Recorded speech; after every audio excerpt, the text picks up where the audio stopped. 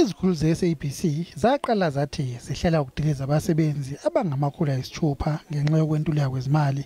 Zabuye zathi leso sibalo sisehlile saba ngama-300 futhi iningi labasebenzi abathintekayo bazothola ithuba lokufaka izicelo zokuqashwa kwizikhundla ezintsha ezazizovuleka ohlelweni lwezinguquko olwalizophothulwa ekupheleni kwenyanga edlule.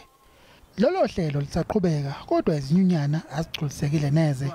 There's a number of positions, or most of them critical positions, that has not been advertised, and it seems that the SABC has no intention to advertise those positions. Some positions were advertised over the weekend by email. Some positions, the deadlines have been set very short for people to apply for those positions. There's going to be a lot of people being put out in the streets that should have been taken up by the organization and should have been accommodated. The process is unfair and it is flawed. Izinyunyana zihlaba abaphathi zithi badukisa abasebenzi nomphakathi mayelana nesibalo sabathintekayo.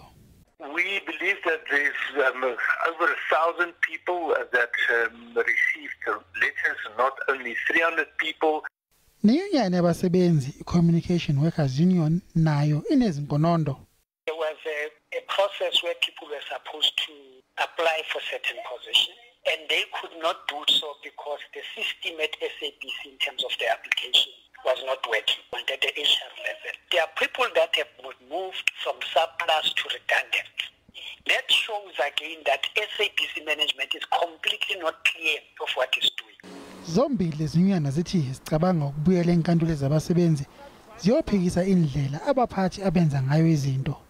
Abaphathi abafunanga ukuphawula okwamanje bathi bazophefumula ngalolu daba ekupheleni kwelesonto. Ngaleyo nkathi abasebenzi bomsakazo bayafa iqhala.